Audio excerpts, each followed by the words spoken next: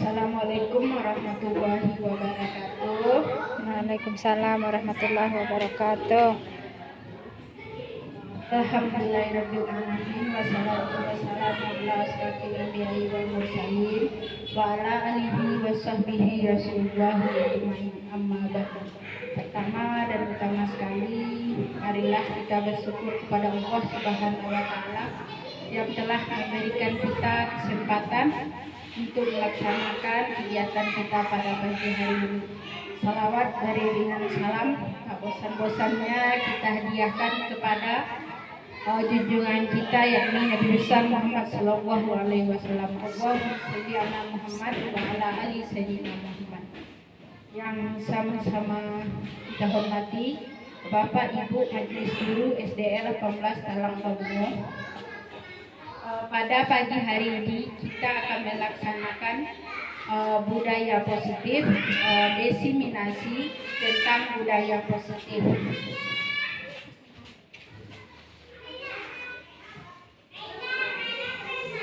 Dengan fasilitator Bapak Ikhwansa dan Ibu PP Despa Aslina dan CGP Asli.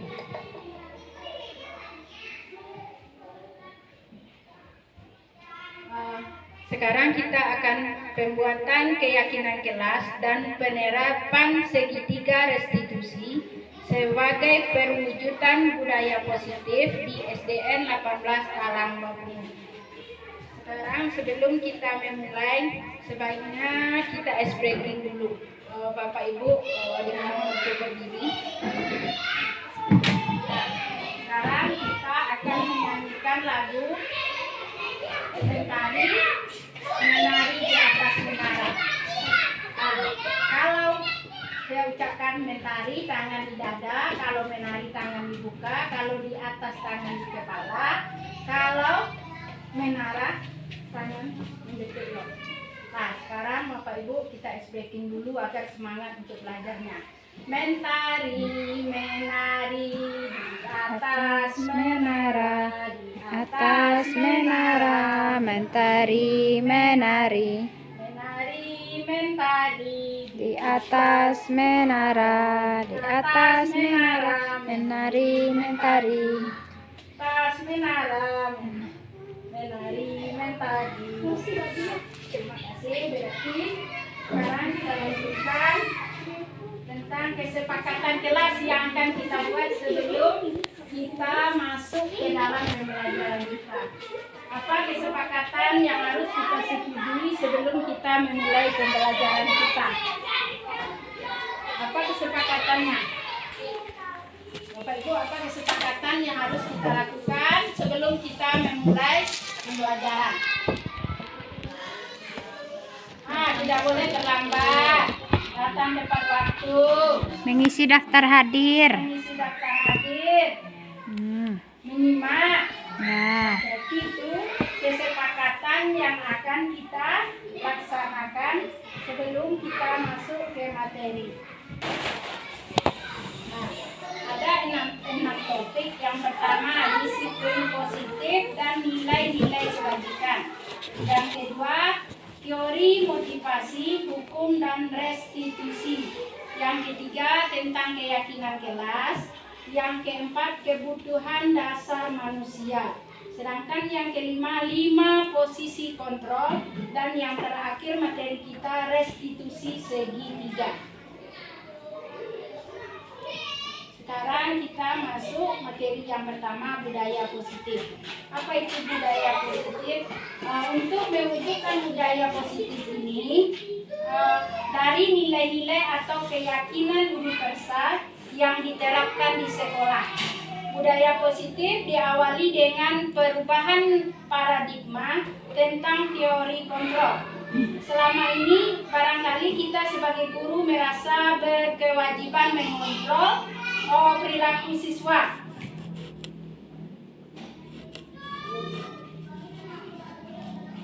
Nah, sekarang nilai-nilai kebajikan. Apa saja nilai-nilai kewajiban yang harus ada? Yang pertama,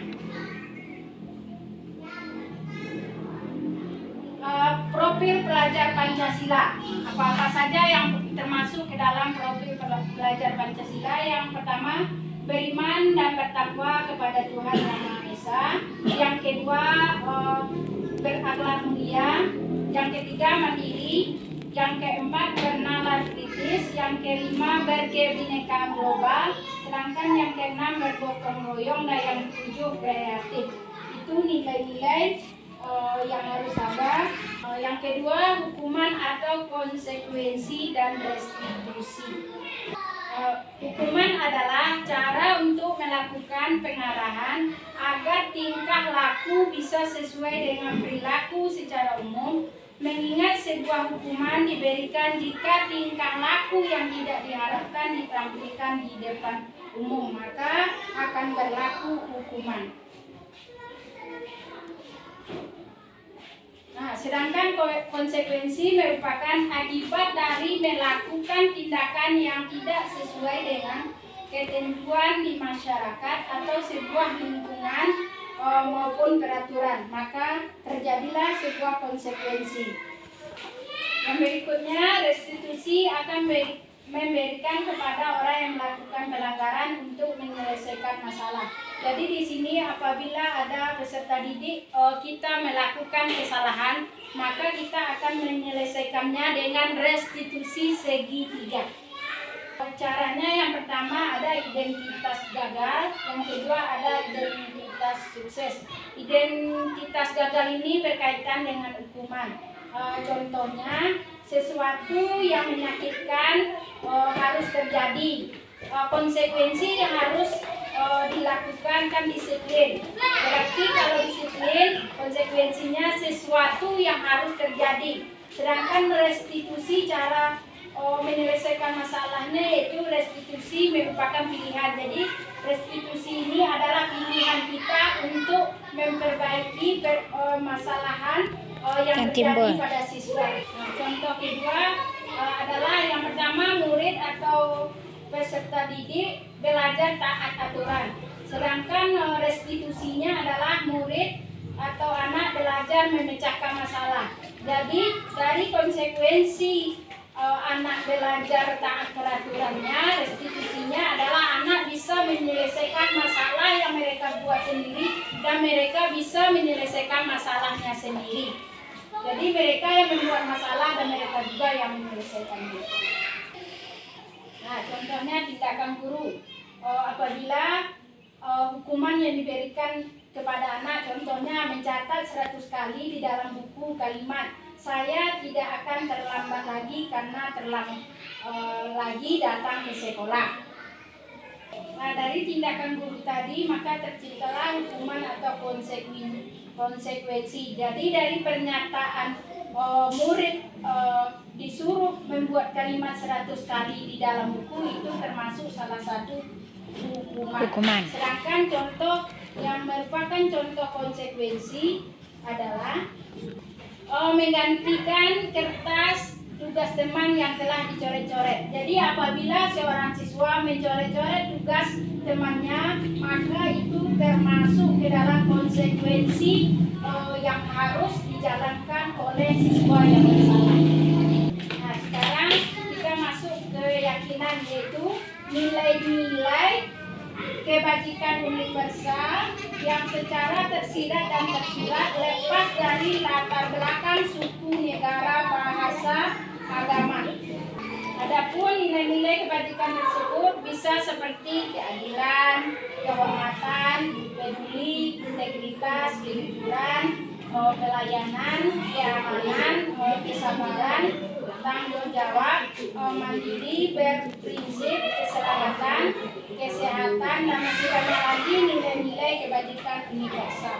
Nah, ya aku ya Nah, contohnya peraturan yang harus kita buat, selalu mengembalikan buku ke tempatnya. Nah, jadi keyakinan dalamnya itu apa?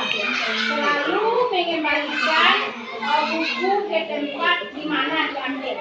Ya. Nah, itu termasuk ke dalam tanggung jawab Tanggung jawab. seorang siswa mengembalikan buku ke tempat asalnya. Yang kedua, peraturannya dilarang mengganggu orang lain.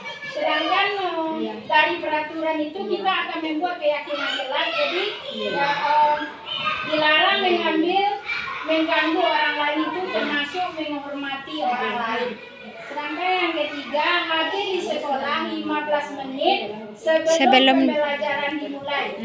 Nah, itu termasuk ke dalam berkomitmen dan menghormati orang lain. Contoh berikutnya, dilarang melakukan kekerasan.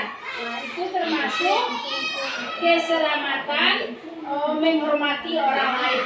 Jadi dengan kita tidak mengganggu orang lain, berarti kita telah menjaga keselamatan orang lain. Sedangkan yang contoh berikutnya, gunakanlah masker. Nah, gunakan masker, kita disuruh untuk menggunakan masker. Yang pertama tujuannya untuk menjaga kesehatan dan keselamatan. Nah, yang berikutnya kita masuk ke materi kebutuhan dasar manusia. Kebutuhan dasar manusia ini ada 5. Yang pertama, bertahan hidup. Nah, kebutuhan bertahan hidup atau survival merupakan kebutuhan yang bersifat fisiologis untuk bertahan hidup. Misalnya kesehatan, memiliki rumah, dan memiliki makanan. Berarti dengan adanya badan kita yang sehat, memiliki rumah, dan memiliki makanan untuk dimakan, maka kita telah bisa menjaga kebutuhan bertahan hidup. Yang kedua, yaitu kasih sayang dan rasa diterima. Kebutuhan akan kasih sayang dan rasa diterima termasuk ke dalam kebutuhan psikologis, di mana anak ingin disukai dan diterima oleh lingkungan dengan baik. Jadi rasa kasih sayang ini harus dimiliki oleh seorang peserta didik agar mereka merasa diterima dimanapun mereka berada. Sedangkan yang ketiga, yaitu penguasaan, merupakan kebutuhan pengakuan atas kemampuan yang berhubungan dengan kekuatan untuk mencapai sesuatu, menjadi kompeten, menjadi terampil, diakui atas prestasi dan keterampilan yang dimiliki, dapat membuat pencapaian, dihormati, didengarkan, dan meninggalkan pengaruh dan memiliki kepercayaan diri. Jadi itu yang ketiga. Sedangkan yang keempat, kebebasan. Anak-anak ini membutuhkan kebebasan dimanapun mereka berada. Kebutuhan kebebasan ini tinggi, menginginkan pilihan. Mereka perlu banyak bergerak, menyukai hal-hal yang baru dan menarik dan yang mereka sukai. Jadi peserta didik atau anak didik kita ini memerlukan kebebasan di dalam belajar. Contoh sekarang ada tugas. Contohnya yang pertama, Dinda seorang anak kelas 3 SD. Begitu tiba di rumah, sepulang dari sekolah, menangis dan mengadu pada ibunya bahwa dia dibenci pada Ibu Rani, gurunya. Menurut Anda, kebutuhan apa yang berusaha dipenuhi oleh Dinda jika jawabannya seperti ini? Ibu guru bilang, aku tidak boleh bersenandung sewaktu mengerjakan tugas. Katanya, kelas harus tenang, tidak ada suara, dan enggan seru jadinya. Jadi, dari pernyataan Dinda tadi, kebutuhan apa yang ingin dipenuhi oleh Dinda ini terhadap gurunya? Kebutuhan diterima, kesenangan. Dia senang bersenandung. Dia senang bersenandung ketika belajar. Nah, contoh yang kedua, ibu guru tidak menyapaku hari ini, padahal aku pakai jepit rambut baru. Nah, contoh yang ketiga, aku sebel, gambarku tidak rapi, malah ibu guru tunjukin ke teman-temanku di depan kelas. Nah, jadi si Dinda merasa kesal atau sebab ke gurunya gambar udah rancak, tapi malah ditunjukkan oleh bu guru kepada teman-temannya. Berarti di situ si Dinda harus menguasai penguasaan. Dia merasa dikuasai oleh ibu guru tidak diberi kebebasan, sehingga juga yang kecilnya udah bagus, tapi menurut guru bagus, makanya kan tidak guru ini berperasaan itu tidak bagus. Tidak bagus. Tidak merasa Tidak pede. tampilkan. Ah, Nah, yang berikut aku bosen masa belajarnya cuma gitu-gitu aja, dengerin ibu guru aja. Berarti di situ inyo merasa bosan, berarti tidak ada kebebasan. Mungkin ibu guru pun menyampaikan materi contoh ceramah, tanpa dipadukan dengan diskusi, tugas kelompok. Nah, sekarang kita masuk 5 posisi kontrol. Nah, 5 posisi kontrol ini kita akan melihat kita sebagai seorang pendidik atau guru di posisi manakah kita berada. Apakah sebagai penghukum atau pembuat orang merasa bersalah, atau kita sebagai guru, sebagai teman, atau pemantau, atau yang terakhir sebagai manajer. Nah, contohnya guru akan berbuat nampak tamu, akan menghardik atau menunjuk-nunjuk, dan menyakiti atau menyindir peserta didik. Berarti itu sebagai guru penghukum. Nah, yang kedua, kalau sebagai guru yang membuat merasa orang bersalah, nampak tamu, ini menyampaikan materi, berceramah. Dan mengatakan selanjutnya. Dan dikatakan ibu kecewa kenapa si Andi tidak mendengarkan ibu. Nah, berarti itu kita termasuk seorang guru yang membuat orang merasa bersalah. Sedangkan yang menganggap siswa sebagai teman, yaitu membuatkan alasan-alasan untuk muridnya. Jadi ketika murid kita berbicara, ketika kita menerangkan pelajaran, awak harus ada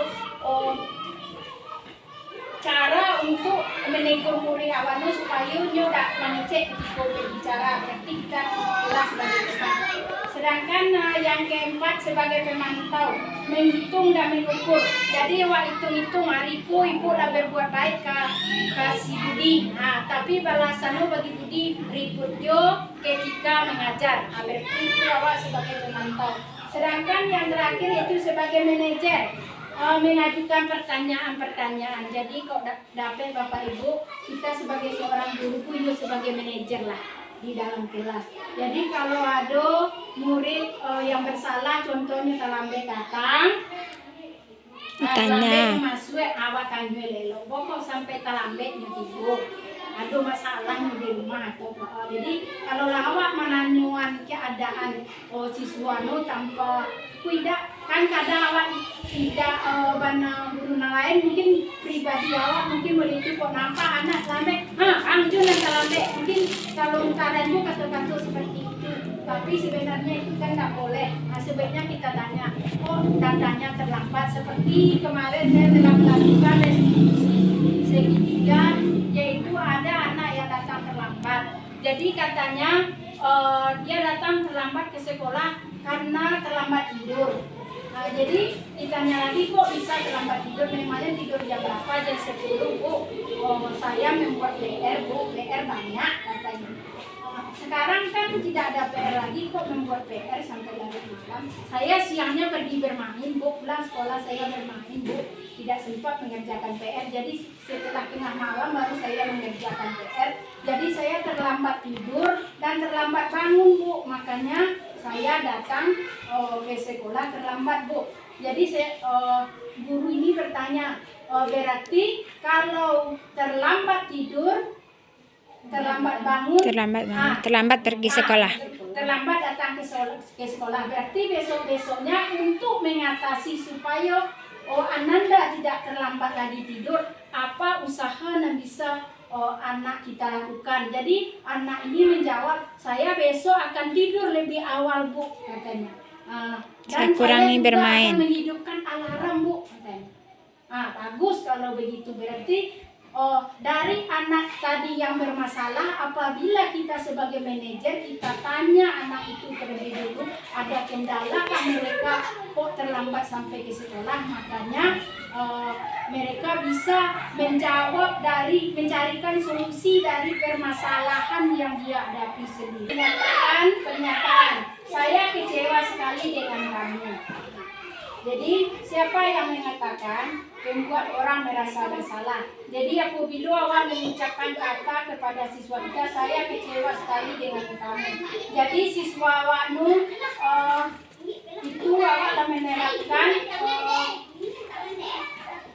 kalimat tentang membuat orang merasa bersalah. Jadi apabila awak kecewa karena berarti mula merasa bersalah sendiri atas ucapan awak itu. Yang kedua, kamu tidak pernah benar melakukannya. Berarti awak itu secara tidak langsung telah menghukum siswa kita apabila kita mengatakan kalimat itu kepada siswa. Yang ketiga, ayolah lakukan dari ibu atau bapak.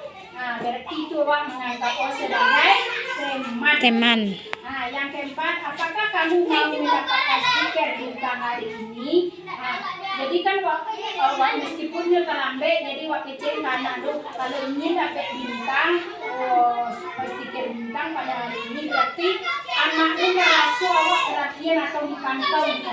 Nah, yang berikut bagaimana kamu bisa menyelesaikan masalah ini? Nah, berarti kalau kami seperti itu, berarti kita sebagai guru yang telah menempatkan diri kita atau posisi kita sebagai manajer.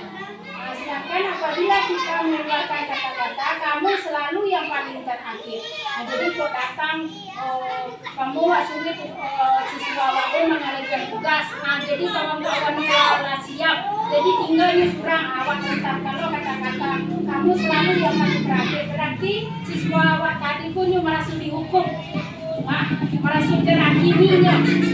Tentunya yang terakhir. Jadi kami itu yang salah. Nah, sekarang kita masuk ke dalam restitusi segi 3. Restitusi segi 3 ini ada 3. Yang pertama, menstabilkan identitas. Yang kedua, validasi tindakan. Yang ketiga, menanyakan keyakinan.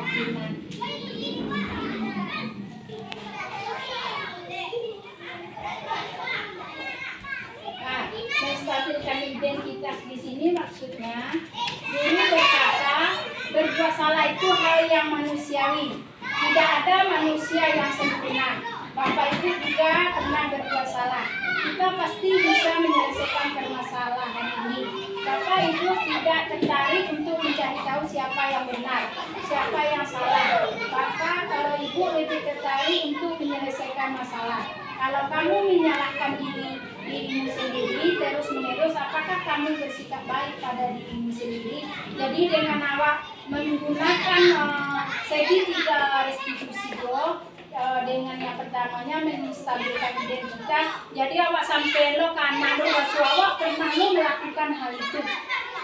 Nah, jadi anakmu tidak merasa terhakimi oleh seorang guru. Ibu pernah juga melakukan kesalahan begitu. Ibu masuk sekolah pernah lo datang terlambat. Ibu masuk sekolah pernah lo dimarahi guru. Ibu masuk sekolah pernah lo lambat mengerjakan tugas. Nah, karena kita manusia biasa, kita tidak luput dari kesalahan. Nah, jadi untuk memperbaikinya, maka akan diadakan validasi kebutuhan. Nah, guru berkata, kamu bisa saja kan melakukan hal yang lebih buruk, tapi kamu tidak melakukannya. Jadi waktu kamu kamu bisa melakukan hal lebih dari ini, tapi lain tidak melakukan di siswa waduh. Berarti itu awaklah memvalidasi kebutuhan siswa. Sedangkan yang ketiga, menanyakan keyakinan. Guru berkata, apa nilai yang kita percaya di kelas atau sekolah kita, nilai-nilai universal, apa yang telah kita sepakati, kelas yang ideal itu seperti apa. Jadi ini menanyakan keyakinan setelah anak tadinya membuat masalah, menyampaikan permasalahan kok sampai dia datang terlambat. Nah, sudah itu carikan lo solusi dari masalah lo sendiri oleh anak itu. Nah, sudah itu terciptalah keyakinan tadi yang disepakati di kelas pertama. Jadi tadi datang tepat waktu. Nah, saya besok akan kalau jam terlambat jago nih dua alarm jadinya lalu akan dapat. Atau ada anak kita yang tidak memakai seragam sekolah. Contoh tidak pakai sepatu. Nah, Awak tanya kok tidak pakai sepatu. Sepatu awak basah Bu. Itu awak tanya, tapi kan hari tidak hujan. Saya tidak hati-hati Bu karena sepatu saya menginjak jalan yang lecet. Makanya sepatu saya kotor kecilnya. Kan lagi cariin solusi dari memang masalah sendiri. Akhirnya cariin solusi bahwa besok-besok ini kok berjalan akan hati-hati, tidak akan menginjak jalan yang lecet. Jadi kesepakatan kelas awak tadi kan memakai pakaian seragam lengkap. Jadi supaya bisa nak pakai pakaian seragam lengkap, maka siswa gua akan lebih hati-hati ketika berjalan. Agar sepatu gua atau baju tidak penuh. Nah, yang berikutnya kita masuk refleksi. Mungkin dari penyampaian materi tadi, perasaan saat ini yang awak rasuan bahwa apakah sedih, gembira, senang atau bahagia. Jadi setelah awak menyampaikan materi ke anak, jadi awak tanya bahwa perasaan anak beraja sadiku kawan. Apakah nyu senang atau sedih nyu beraja itu? Kok senang bahwa nyu kok senang? Nyu jawab dia anak, kok senang Bu? Materi ibu menyampaikan materi dengan menggunakan berbagai media yang bervariasi. Itu senang kami Bu. Aku sedih perasaan ibu berceramah sih taruh Bu. Berarti awak harus memadu-madakan media yang sesuai atau yang dibutuhkan oleh peserta didik awak. Yang kedua, setelah mengikuti materi atau pembahasan di seminasi pada hari ini, saya jadi paham bahwa jadi awak di sekolahku sebagai seorang guru, awak harus mengutamakan kebutuhan belajar peserta didik. Kok dulu mungkin guru mencerek, siswa mencawan. Kok kalau ini tidak lah, siswa harus lebih aktif daripada seorang guru. Mudah-mudahan untuk ke depan kita sebagai guru bisa menerapkan itu dalam pembelajaran. Yang ketiga, target saya selanjutnya adalah jadi dari tadi awak cuma menggunakan satu media yaitu ceramah. Hampir bisu-bisu bisa awak contoh awak tampilkan materi dengan fokus atau dengan kertas cikinot atau dengan media yang lainnya yang variatif yang bisa menarik minat dan bakat siswa untuk belajar, tertarik belajar. Jadi apabila siswa kita tertarik belajar, waktu yang sampai jam yang jam yang awak menyampaikan materi tidak terasa karena ini bersemangat, ini nak sambil belajar dan bermain. Mungkin sekian materi kita pada pagi hari ini. Kalau ada salah saya mohon maaf. Bila terlalu banyak. Assalamualaikum warahmatullahi wabarakatuh. Waalaikumsalam warahmatullahi wabarakatuh. Saya senang ditegur oleh Bu Guru dan kedepannya saya akan lebih baik lagi dan akan bangun lebih awal lagi. Madani kelas 5 kelas 18 Bagungo. Saya senang telah ditegur oleh guru, saya tidak akan melanggar lagi.